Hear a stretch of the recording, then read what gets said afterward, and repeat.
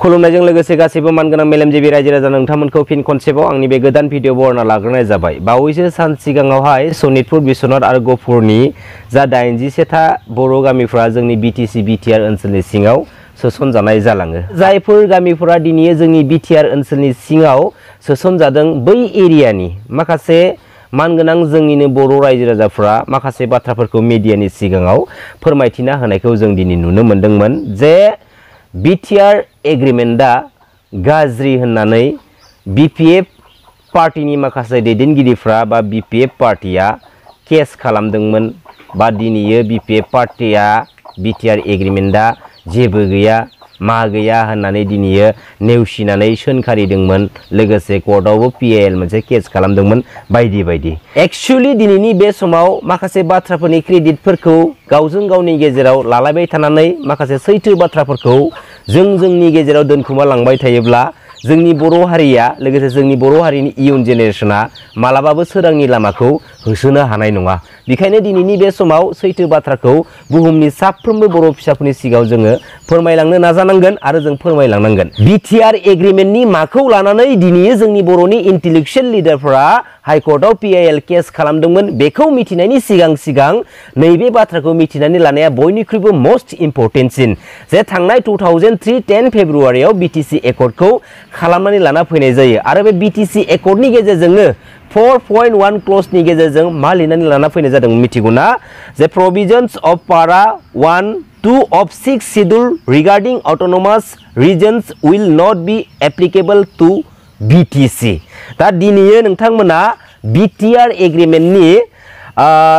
3.1 क्लजनि Roman 1 नम्बरनि बाथ्राखौबो खोनासंदो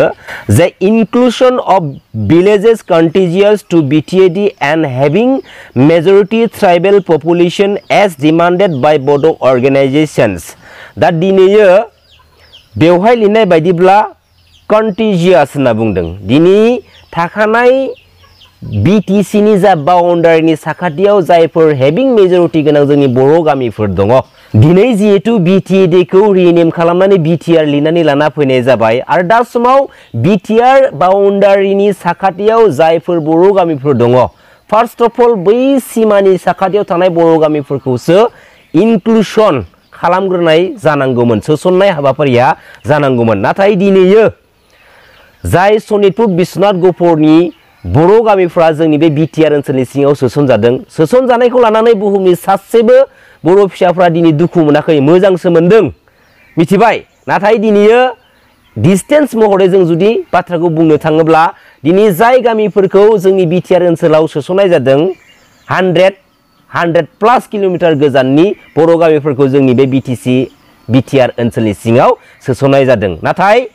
लिरनाय बायदिब्ला कन्टिजियास बिटिआर ओनसोलनि साखाथियाव नांजाबनानै थानाय बर' गामिफोरखौसो सोसननाय हाबाफारिया फार्स्टआव जाग्रोनांगौमोन। नाथाय मानि थाखाय आरो बिटिआर एग्रिमेन्टनि माखौ लानानै दिनै जोंनि बर'नि इन्टेलेक्चुयेल लिडारफोरा हाइकर्टआव पिएल केस खालामदोंमोन बेखौबो मिथिना लानाया जोबोद इम्परटेन्टसिन। जेराव दिनैयो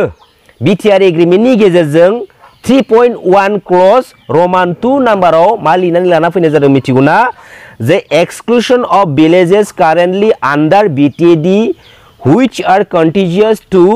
non-6 scheduled areas and having majority non-tribal population। दिनै जुदि जोंनि बिटिआर ओनसोलनि सिङाव हेभिं मेजरिटी बर' गामिफोरखौ जुदि सोसननाय जादोंब्ला बै बिटिआर ओनसोलनि सिङाव थाखानाय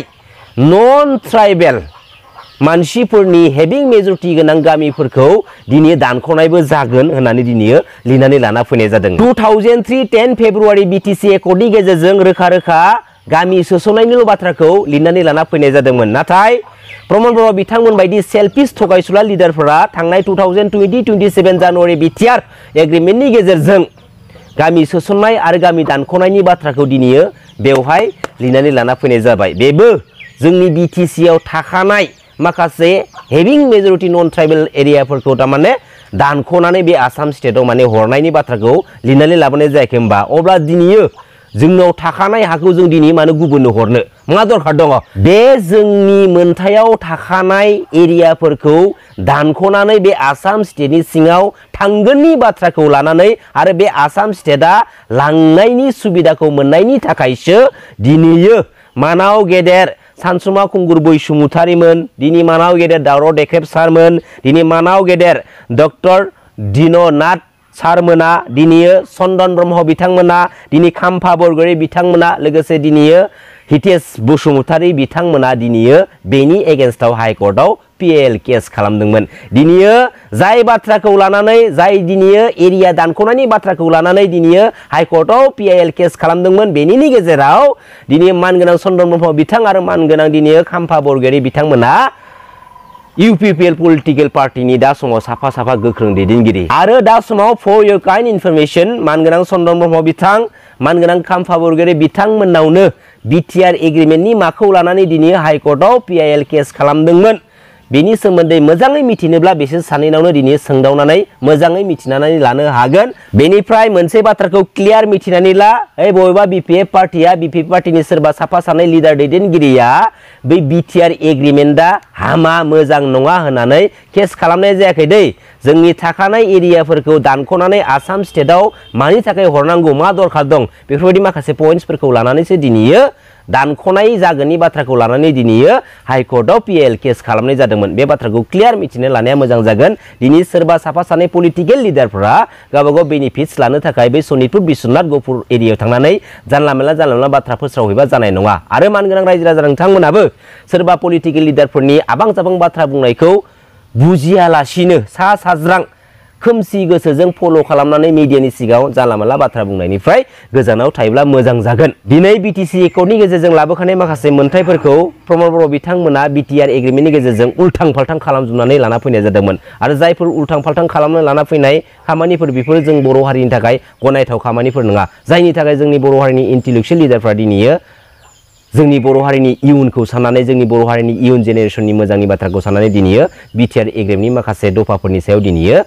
हाइकर्टआव दिनै PIL केस खालामनो गोनां बाध्यता जानानै फैदों। नाथाय बुहुमनि साफ्रोमबो बर' फिसाफ्रा बेफोरबायदि माखासे इम्पर्टेन्ट बाथ्राफोरखौ दिनैसिमबो बुजिनानै लानो हायैयासो बयनिख्रुइबो दुखु गोनांसिन बाथ्रा होननानै आं दिनै सानो। प्रमद बर' बिथाङा दिनै UPPL पार्टीखौ गावनि कम्पानि बायदि सालायगासिनो दङ आरो बे कम्पानिनि एजेन्ट महरै दुलाराय बर' फरायसा आफादनि दानि माखासे सानैसो गोख्रों मावथिफोरा मार्केटिं खालामगासिनो दङ। दिनै प्रमद बर' बिथाङा परिबर्तन आरो गोजोन सान्थि गायसनलांनायनि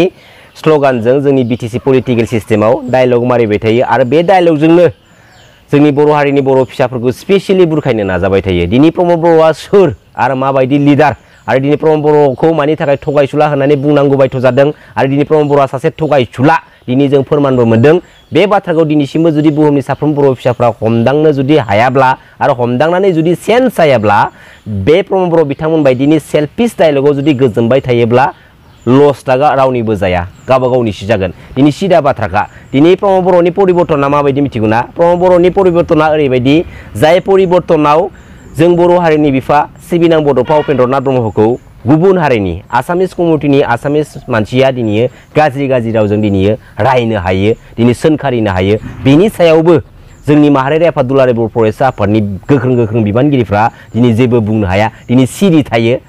दिनै प्रमद बर' बिथांनि परिबर्तना माबोरै मिथिगौ ना? दिनै जोंनि BTC काउन्सिलनि पलिटिकेल इस्युखौ लानानै बे माहारियारि आफाद दुलाराय बर' फरायसा आफादनि माखासे सानैसो बिबानगिरिफ्रा मावथिफ्रा दिनै जों बर' फिसाफोरखौनो माने बुनाय जागोन, होसोनाय जागोन आरो बर' बिमा माहारिनि सायावनो बुनो थाखाय आखाइ दिखाङो। बे मोनसे परिबर्तन आरो दिनै स्पेसियेलि बयनिख्रुइबो दुखु गोनांसिन बाथ्रा बे मोनसे परिबर्तन जाय परिबर्तनानो जाहैबाय मा जों बर' हारिनि बिफा सिबिनां बड'फा उपेन्द्रनाथ ब्रह्मनि मुं लानानै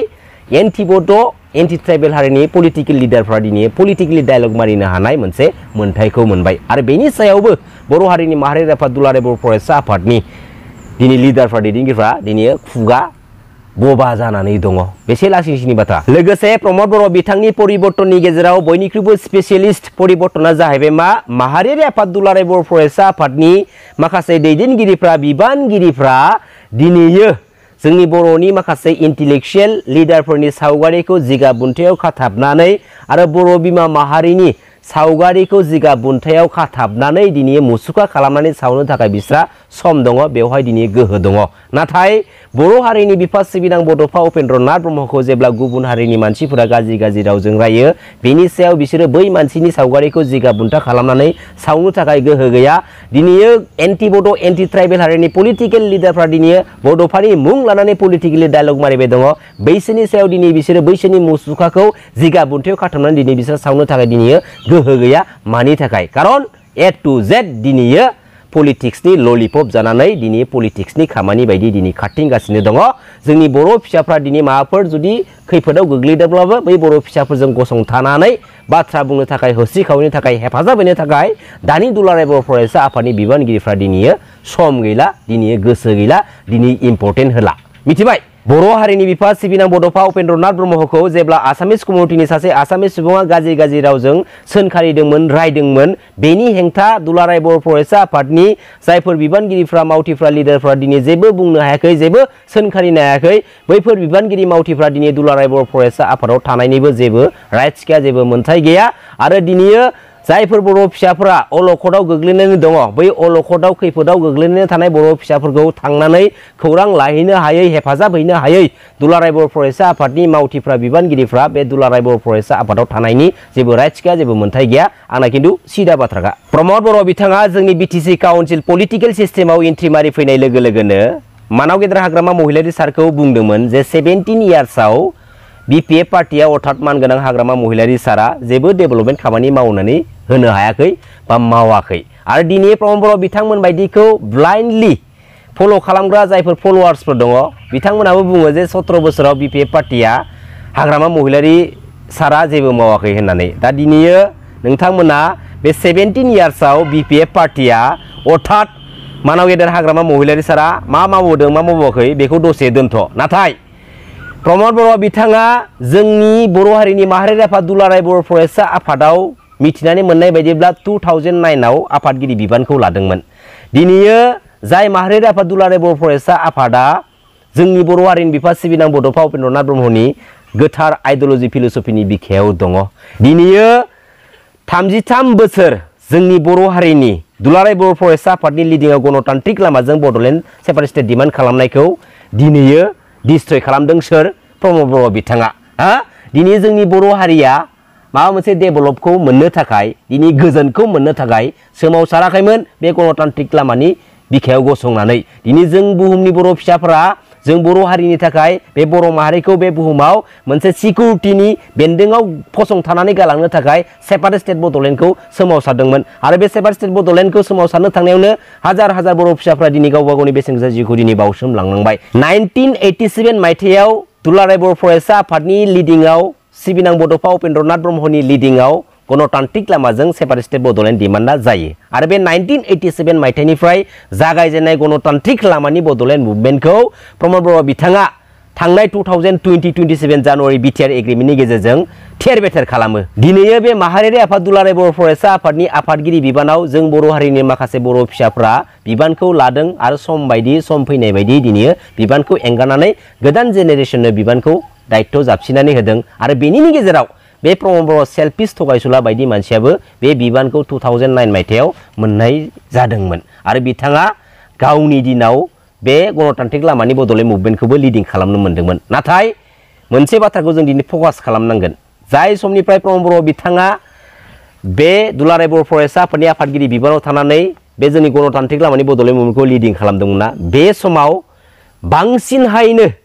सेपारेट स्टेट बड'लेण्ड डिमान्डआ जादोंमोन आरो स्ट्रंसिन जादोंमोन नाथाय मा समाव बांसिन जायो मिथिगौना जेब्ला जोंनि बिटिसि बिसायख'थिया खाथि सफैयो अब्ला समाव माने बड'लेण्ड मुभमेन्टखौ माने गोख्रोंसिन खालामनानै होयो जेब्ला आसाम एसेम्ब्लि एमपि इलेक्शना जेब्ला खाथि सफैयो अब्ला समाव जोंनि बे बर' मुभमेन्टखौ माने लानानै होयो दा बेनि आन्दोनि गुबै जाहोनफोरखौ जों जुदि मिथिनानै मोननाय बायदिब्ला दा समाव थारमाने बै समनिफ्राय जाय समनिफ्राय प्रमद बर' बिथाङा दुलाराय बर' फरायसा आफादनि आफादगिरि बिबानाव दंमोन बै समनिफ्रायनो प्रमद बर' बिथांमोन बायदिया जोंनि बिटिसि काउन्सिल पलिटिकेल सिस्टेमाव सिंजों आन्दोयै पलिटिक्सनि खामानिखौ मावबोबाय थाखादों जायनि थाखायनो प्रमद बर' बिथाङा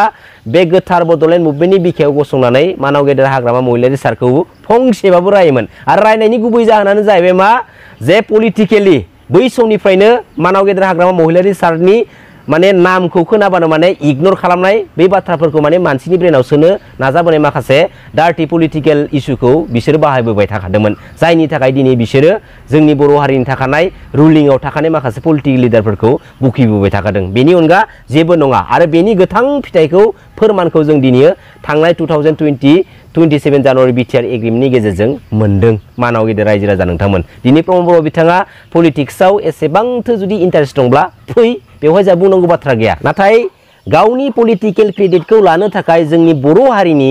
गणतान्त्रिक लामाजों आन्दोलन खालामनाय सेपारेट स्टेट बड'लेण्ड मुभमेन्टखौ बिटिआर बायदि एग्रिमेन्टनि गेजेरजों कम्प्रिहेन्सिभ एन्ड फाइनाल सल्युसन लिरनानै लाना फैनायासो जोबोद माने साननो गोनां आरो लोगोसे माखासे कुइसन खालामनो गोनां आद्रा जानानै दं प्रमद बर' बिथांनि एगेन्स्टआव बेबायदि आं सानो लोगोसे बुहुमनि साफ्रोम बर' फिसाफोरा दिनै प्रमद बर' बिथांनाव मोनसे सोंथि खालामनांगौ जे माखौ लानानै आरो मा जाहोनाव दिनै जोंनि बर' हारिनि गोथार गणतान्त्रिक लामानि सेपारेट स्टेट बड'लेण्ड आन्दोलनखौ दिनै बिटिआर बायदि एग्रिमेन्टनि गेजेरजों कम्प्रिहेन्सिभ एन्ड फाइनाल सल्युसन महरै लिरनानै लाना फैनाय जाखो आरो बे सोंथिखौ प्रमद बर' बिथांनाव दिनै बुहुमनि साफ्रोम बर' फिसाफ्रा सोंनो हानांगोन नंगौना नङा मानगोनां रायजो राजा नोंथांमोन गोजोन्थों खुलुमबाय जय बर' हारिनि जय बर' बिमानि